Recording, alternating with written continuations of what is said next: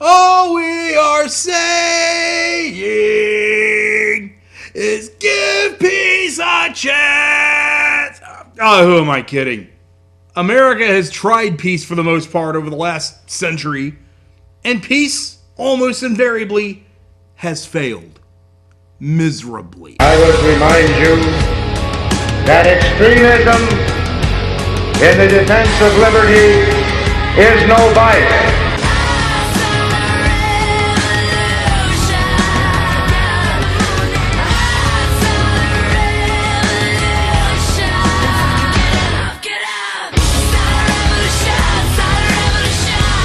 America's evil genius, Travis Cook, back with you once again for another evening of political and societal commentary. And I find right now in America that we're in a very interesting time, a very interesting situation.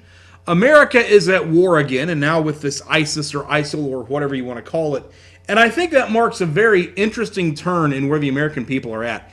If you think back to September 11, 2001, people were so gung-ho and hell-bent to go after the Middle East and to take care of those who had injured us.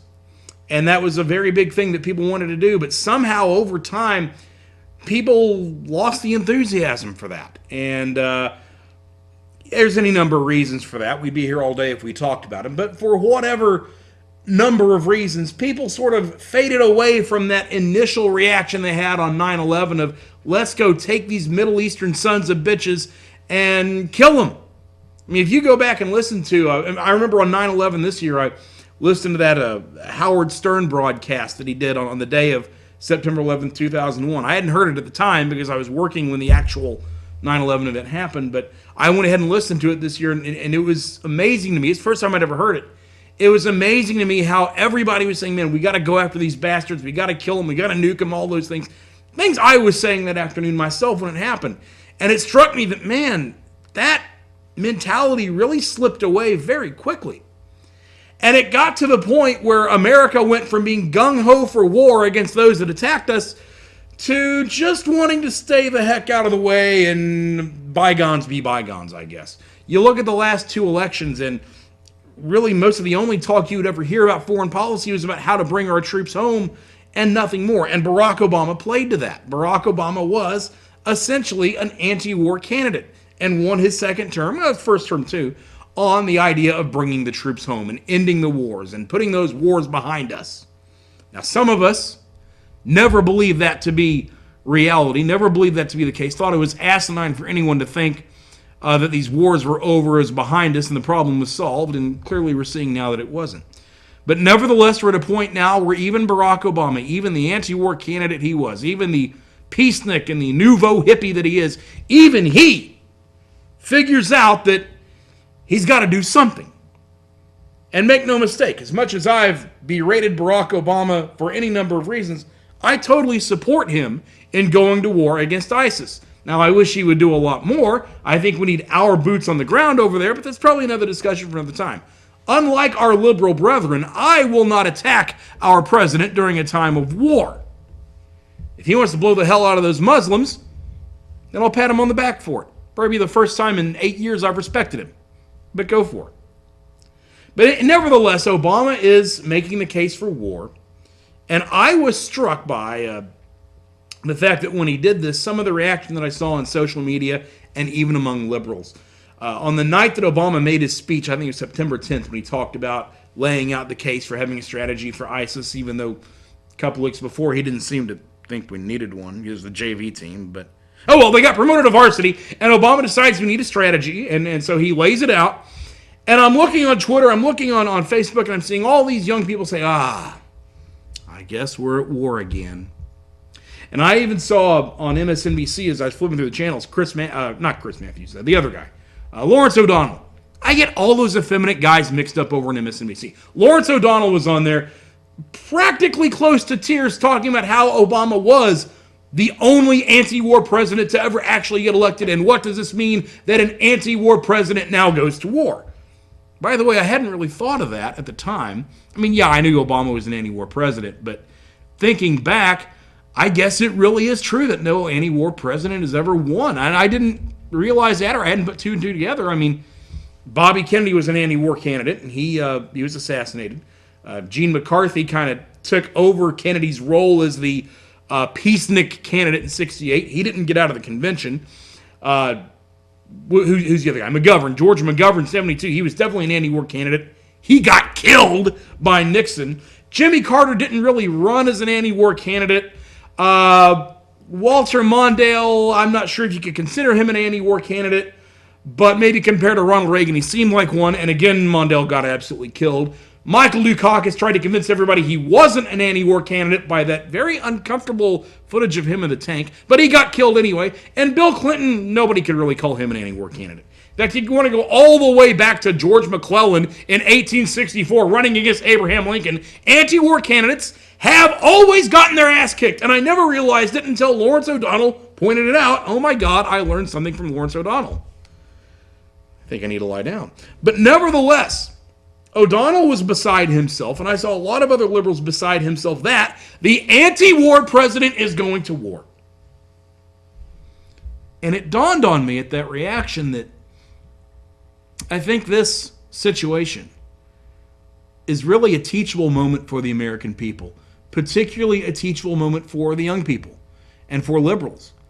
And even among those young people who voted for Barack Obama because he was going to bring peace, or even those libertarian young people who didn't vote for Barack Obama, but even they think, oh, we need to get out of all wars and have peace and all this crap. It's a teachable moment. The lesson we all must learn from this is that war is the most natural state of human affairs. It cannot be eradicated. It cannot be avoided. People talk about us making the choice to go to war at various points since 2001. Well, no, we've never had a choice in any of those wars. Had we not gone to those wars, we would still be attacked.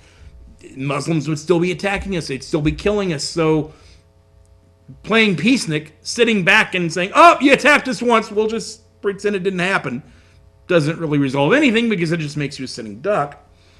And more to the point, if you look at world history, even a decent survey course of it, you will see that generally speaking, human beings do not live together peaceably. Just hasn't happened. Not just here in terms of America, but anywhere in the world, in any time period. The story of human history is conquer or be conquered. Like it or lump it, that's just how it is. That's how we interact with each other. You know, any sociologist worth his salt will tell you that groups of human beings benefit from interacting with other groups of human beings. Okay, we all kind of accept that. But what those sociologists don't tell you is that when you look at history, pretty much all of those major interactions that happen between groups of human beings, where one group will learn things from another group and advance over the years, pretty much all of those interactions have been enslavement or war or conquering or that sort of thing. Human interaction is a dirty business. And right now, the Muslim world, currently in terms of ISIS, but also Al-Queda and the Taliban and Hamas and Hezbollah and all the rest of them, they're trying to conquer Western civilization. They want us dead. They want us gone. They want to take over. There's nothing we can do to convince them to change their minds. Frankly, those people aren't civilized enough to change their minds. Economic sanctions won't work on them. I mean, after all, most of those people dig a hole in the ground to take a crap, so they don't really have... I mean, they live in the pits of poverty anyway. What the hell is economic sanctions going to do to them? Don't even register. Instead, in 2014, just like in every other era of human history, it is force that will win the day. We have a group trying to conquer us. We can only survive by conquering them.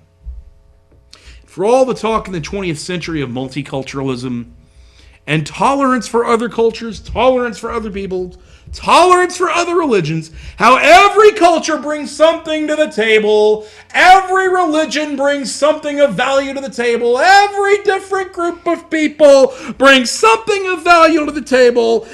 The actions in the Middle East prove that that is all, pardon my French, bullshit.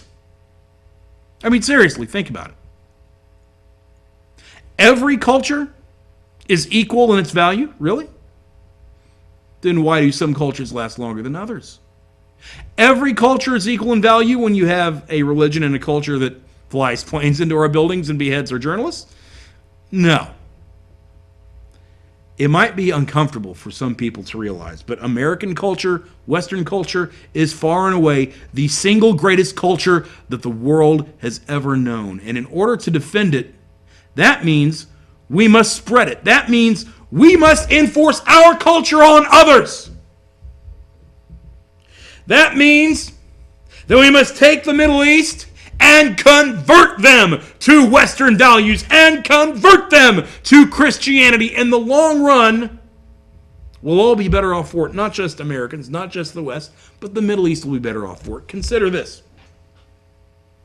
Consider what we did to Germany and Japan in World War II. We not only defeated them on the battlefield, but we reshaped their cultures. Some would say in our own image. But what has the result of that been? Germany and Japan have been docile and not a peep has been heard from them, except that they've become economic superpowers. In other words, they took our lessons and their offspring have profited from it.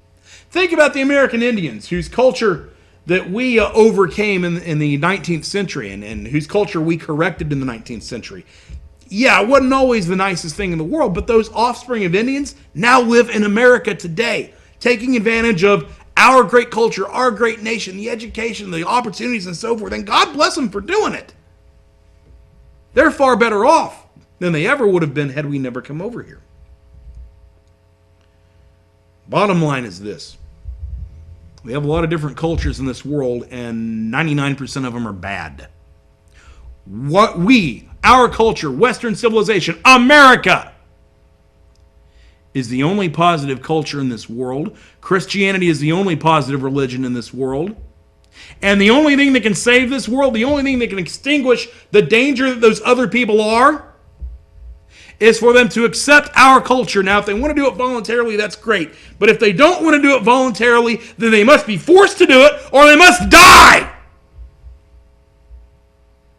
And I know that's an uncomfortable lesson for some people who have been raised on the American educational system to understand. But folks, this is not about some academic theory. This is not about some college course where you have an essay question on a test about how can you triangulate and get cultures to work together and live peaceably. No, this is the real fucking world, where all human beings want to kill each other. All human beings want to enforce their views and their will over each other. That's what human beings are. That's what we do. Human beings impose their will on other human beings. Now, you can either do it for evil purposes, like the Muslims do, or you can do it for good, like America does. We civilized the Indians, we civilized the Japanese, we civilized the Germans, and thank God we did. And thank God for their own sakes that we did. And now it is time to civilize the Middle East. Even Barack Obama at long last gets it to a certain degree. I think he needs to do far more than he's doing. But even he catches on to it. And now all you nouveau-hippies out there, all you young folks that thought peace was possible, now you feel like you're a man without a country. But it's time for you to grow up. It's time for you to realize what human beings are. It's time for you to realize that in the real world, either you conquer or you become conquered. Well, that second alternative is unacceptable. It is time to conquer. And it is time for what I've always called a Manifest Destiny version 2.0, an American and a Christian takeover of the world that is the only hope to save it and ourselves. That's it for this week. This is America's Evil Genius. We will see you next time.